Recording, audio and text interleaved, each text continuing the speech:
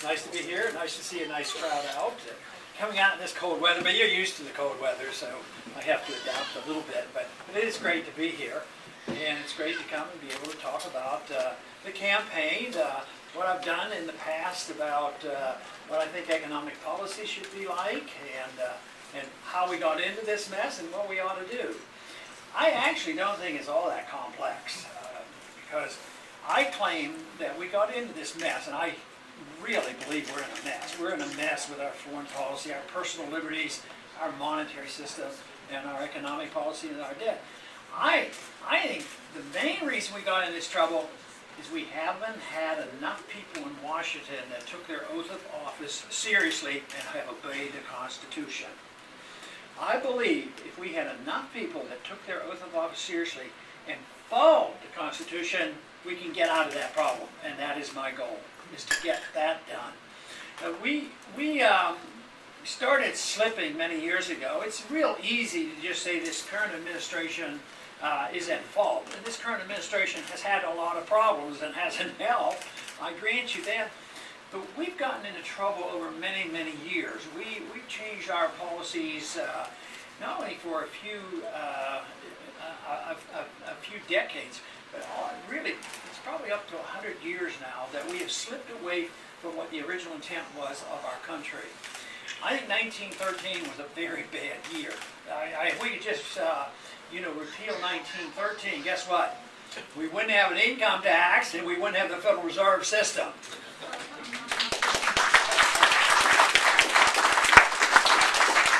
And once we decided as a country, a long time before any of us were involved, that when we decided that we would institute the income tax as well as the Federal Reserve, that meant we were going to embark on a big government program, because that ushered in a change in the foreign policy.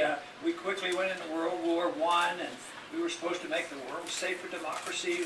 We changed the way we elected senators. We started working on the welfare state, and we ushered in the 30s, and the spending got out of control.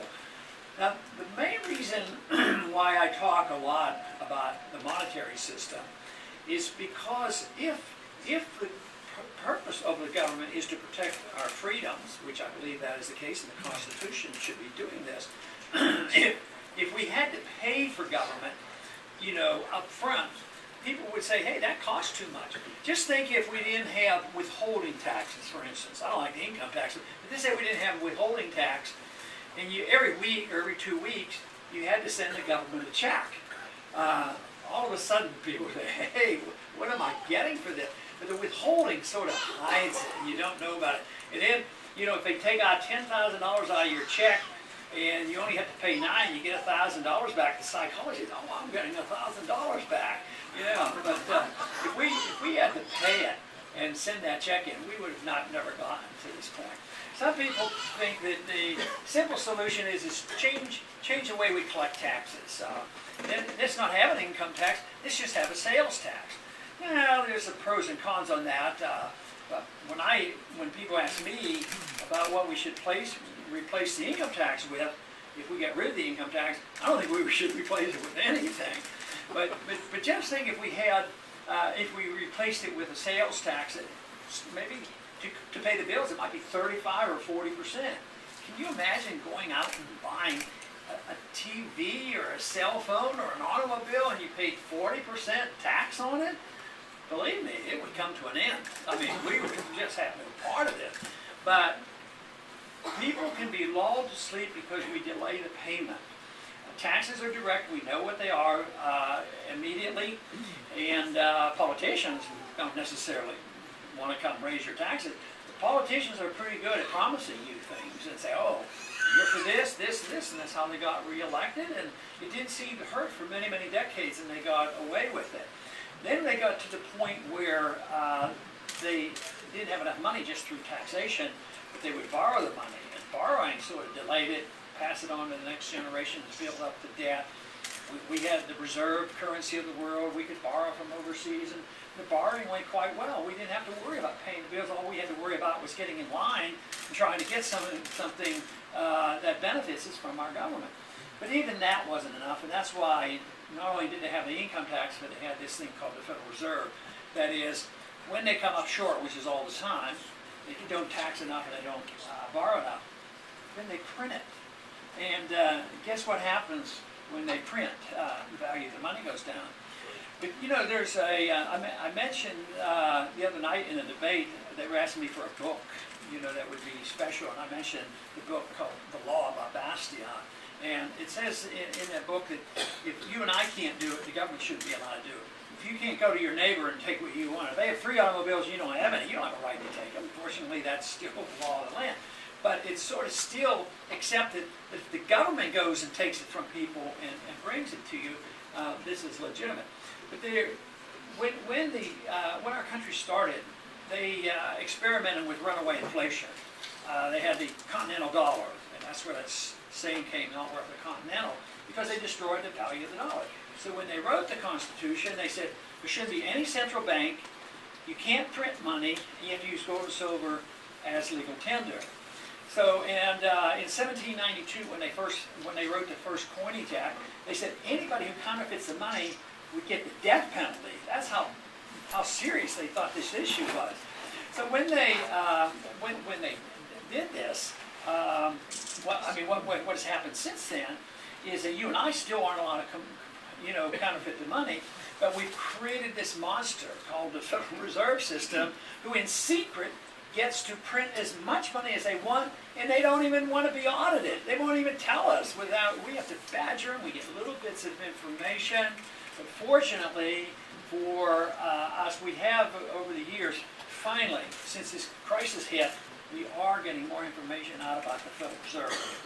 And I have to thank a lot of people. I'm sure there's been plenty of people even in this room that helped, because I think all the members of Congress in Iowa supported my position on auditing the Federal Reserve. But before the crisis hit in 2008, nobody seemed to care about it.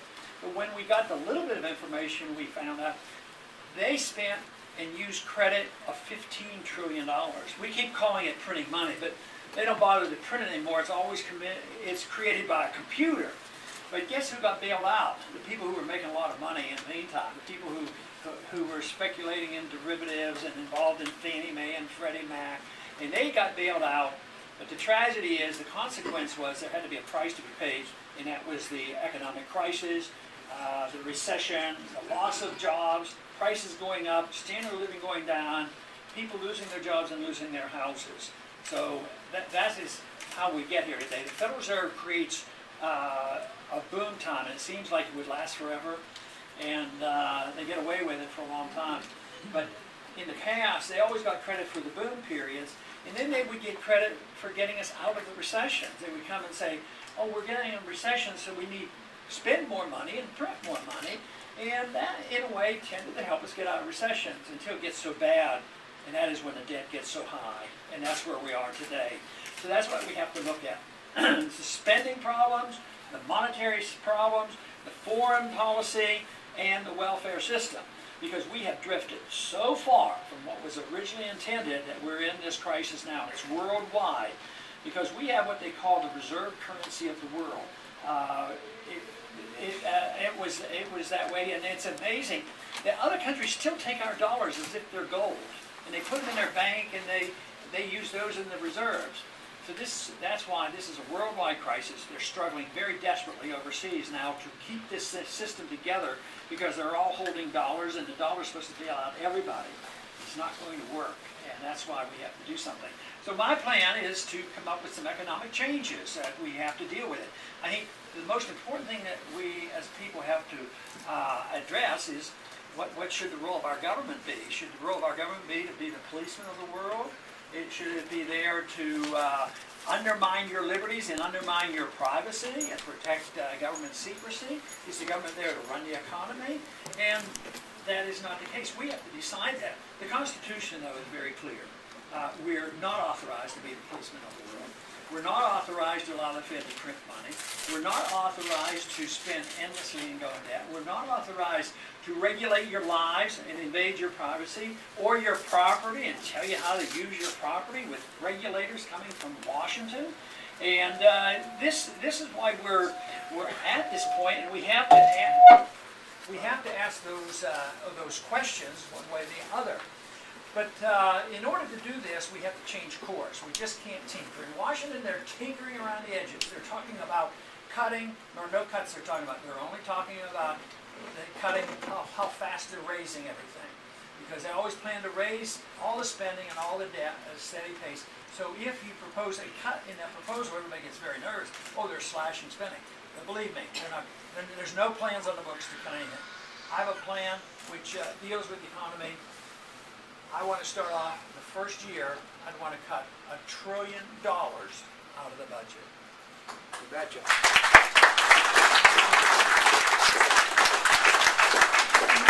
If you or I or a business person ran into a debt problem and they couldn't pay their bills, what kind of a financial advisor would come and say, what you need to do is borrow more money? If you have 9 credit cards, get 10 and spend your way out of it. Individuals can't do it, business people can't do it, but there's a school of thought in economics that says the government can, and that's Keynesian economics. It says literally, if people won't spend the money, even if they're broke and don't have a job and they're too deeply in debt, it's up to the government to spend money. But I don't buy into that. I think that'll destroy the money, and that's what we're up against now. Even today, the people who are on retirements, fixed incomes, receiving Social Security, their real income is going down, because the value of the currency is going down and the cost of living is going up. So there's no way that we can solve this. This is why I emphasize cutting spending. But in order to, half of this comes from overseas spending. I can't help but think this should be the easiest place to cut, especially when I talk to so many people. Not too many people give me any trouble over this about cutting overseas spending. Why should you be taxed, or why should you go deeper in debt to bail out all these countries? Why do we have troops in Korea and South Korea and Japan and Germany, all over the Middle East? We have 900 bases, 130 countries, and I think all we do is get into trouble. So, along with this change, in order to cut that spending, I'd bring all the troops home. Bring them home.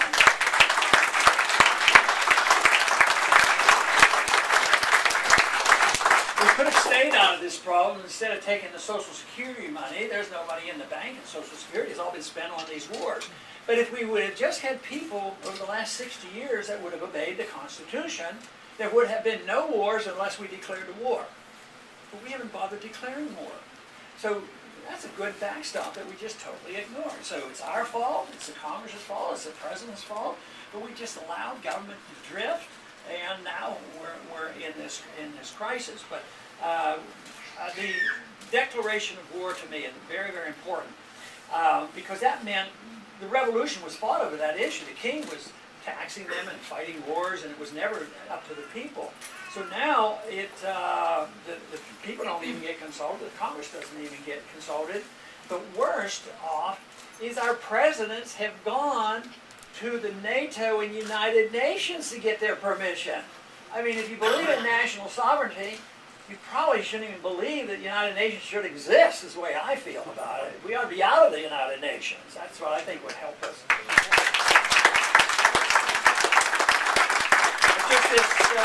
We're in Libya now, and soon we'll be in Syria, and not too long after that we'll probably be in Iran. And the war really isn't over in Iraq, and it's hot and heavy going in Afghanistan, and it's about to explode in Pakistan. It's just is not, we just cannot continue to do this. In Libya, the president said he got the authority from NATO, and we used our weapons, our money, and our bombs, and that government was overthrown. But now there's chaos over there. They're starting to trying to institute elections, and guess what? All the elections are turning out to electing radical Islamists. You know, the whole thing backfires on us. Yes, Gaddafi and all these in Saddam Hussein, these guys are really bad guys, but there was a balance of power there, and most of this stuff is backfiring on it. So Libya's in chaos, so now they're talking about nation building in Libya. How are we going to build it? The first thing they want to do is send them more weapons. That we're going to rearm the Libyan people and the Libyan army, and yet we don't even know who's the government going to be. And so often these weapons, get turned against us. So I have, in foreign policy, and this goes along with being able to cut the spending, I go along with what the Constitution says, no authority to do it, but also the strong advice of the founders. They said that we shouldn't get involved in these entangling alliances, we shouldn't be involved in internal affairs of other nations, we shouldn't be policing the world, and that we should work harder on talking to people, working with them, and trading with them. And one of the best examples of this, and I remember this clearly because I was drafted in 1962 during the Cuban crisis as well as Vietnam. I was in for 5 years. But the French and the Americans fought in Vietnam for 15 or plus years, and over 1 million Vietnamese were killed. But it was, you know, communism, we had to do this. If we didn't win this war, communism would take over, the Chinese would take over, and there'd be a domino effect. Guess what? We lost. We came home. We lost 60,000. Johnson said we could have guns and butter, and it gave us a devastating decade of the 1970s where we had stagflation, high unemployment rate, and a lot of problems. But what has happened since then? Was there a domino effect and communism took over the world? Well, the Chinese became westernized. They became more capitalistic, and now they're our banker. You know, and this is, so we're not fighting them anymore. We don't fight the Vietnamese anymore. We trade with them, we talk to them, we invest over there, and they invest over here, and we travel back and forth. So just think of all that has been achieved without assuming that all we have to do is send troops around there and tell people to live like we do. And we insist on these elections, and in a few places they've had elections, like in Egypt right now. That's another place along with Libya. There's an election going on. But the people that we fear the most, and that Israel fears the most, they're the ones who are winning the elections. So it makes no sense whatsoever. People have to determine what kind of a society they want to live in. It has to be self-determination. But for us to go and march in and dictate to others how they should live just doesn't work. Matter of fact, the number one cause of the hatred toward us is, this has been done by various studies, by the DOD, by the CIA, by independent resources, by the 9/11 Commission, and many who promoted the war, all agree that occupation, military bases on their land annoys them. And I thought, well, that makes sense. That makes a lot of sense. How annoyed would we be if China decided to do that to us and put a base on our land? One thing it would do, it would unite our people, and we'd probably all believe in the Second Amendment if they tried that on us. But the whole thing is this stuff backfires and costs too much money. The other place where I cut is getting rid of some of the departments. Do you think if tomorrow, we can't do it in one day, but let's say we had the authority, and one person, me as president, could just turn a key and get rid of the Department of Education, how many people here would complain this would be a very bad idea? Now, how many people think the Department of Education really improved education? What happens when the government gets involved? The quality goes down, the cost goes up. We have people graduating from government. We complain about debt and credit card debt. Students getting out of college now owe more money than everybody else put together. And what have we done to the economy? Even if they want to work and pay this off, they can't get a job. So, and there's a lot of jobs going vacant right now because the people aren't well trained. So most of the time when the government gets involved, the consequence is, especially when you print money to run these programs, prices go up, quality goes down. It's true in medicine, believe me. I've been in medicine for a long time and I practiced before we had government involvement. Quality goes down, the doctor-patient relationship is destroyed, the cost goes up, and all they can say in Washington is take more of your choices away. Mandates, you have to do this, you have to go into the government program. And then they say, well, the costs are going up. We agree with you on that, so we'll have to allocate care. There will have to be rationing. Happens every time. So I think what's happened is we've lost our confidence and understanding on how freedom works.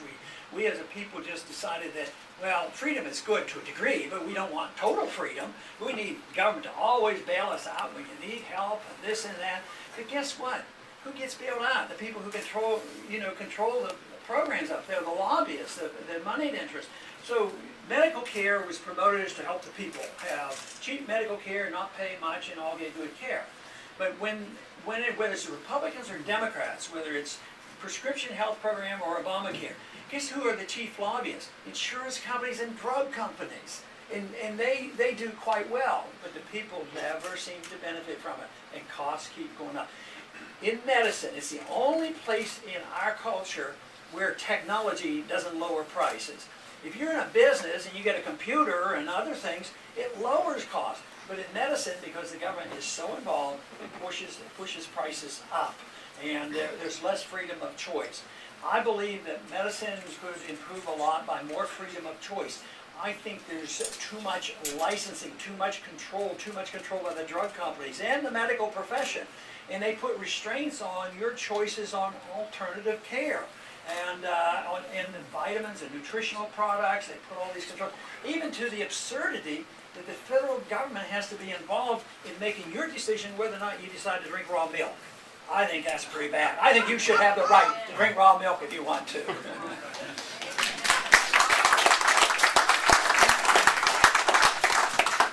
But we face a crisis which is building quickly.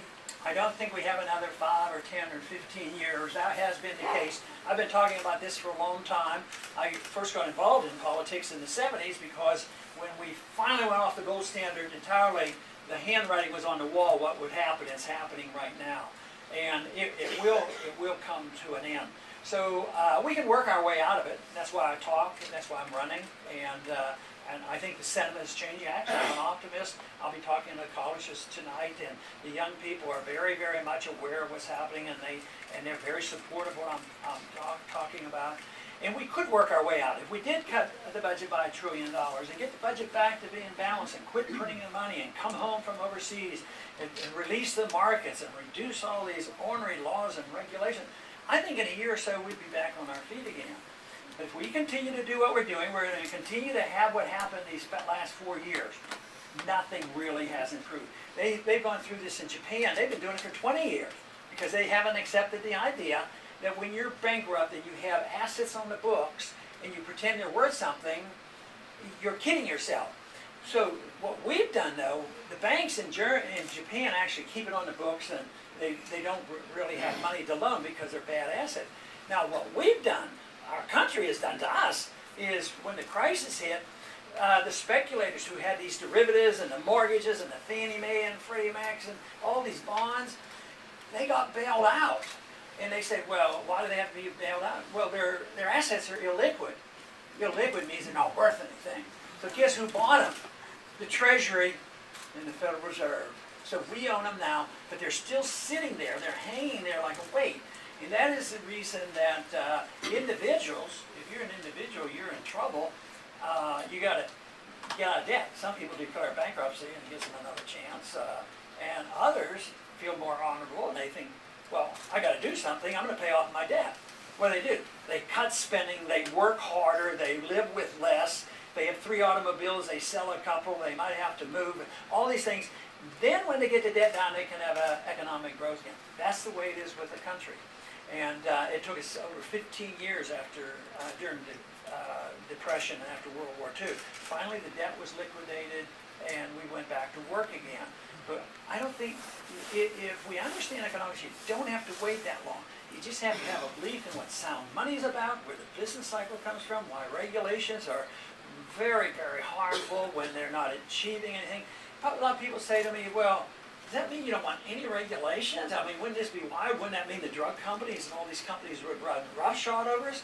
No, because the market is a tougher regulator than the politicians. Because if you want regulations on the drug industries control the lobby and they control the regulation. Banks control their regulations because they lobby.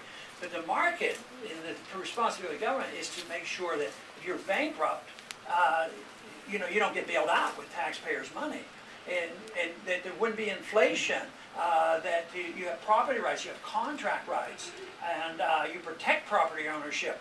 You don't undermine your right to own property and use it. So the government has a responsibility, and you can't hurt people, you can't defraud people, you can't hurt people's environment. So you don't need these thousands and thousands of agencies and regulations that does nothing but place a great burden on us. And that's why our businesses have left this country. I mean, they're over-regulated and over-taxed, and the gross distortions that have occurred And this is why so many of our companies, so we have to change that, we have to understand it, but believe me, if we did the right thing, I am very confident because we had one example in recent history that showed how they did it. 1920-21, we had a sharp one-year depression after World War I, lasted a year, government did nothing. And it was over, but it was, the growth went down, people who could, the debt was eliminated off the books, and people went back to working again. But right now, we're not on that course. That is why I offer a different approach compared to the other ones, based on free markets, based on the American tradition, based on our Constitution, based on sound money, based on a sensible foreign policy, and most of all, it's based on protecting your liberty. If your liberty is protected, recognizes that your life comes from our Creator, your liberty comes from our Creator, therefore the earnings that you make, the fruits of your labor should belong to you. That is what made America great. That's why we were the richest and had the largest middle class ever. The middle class is shrinking because we've lost that. But fortunately, that message is being revived. There is going to be a restoration if we want to maintain America. Right now, I believe we're on a move, and we're moving in this direction, and there's more enthusiasm for this philosophy once again than there has been in many decades. Thank you very much.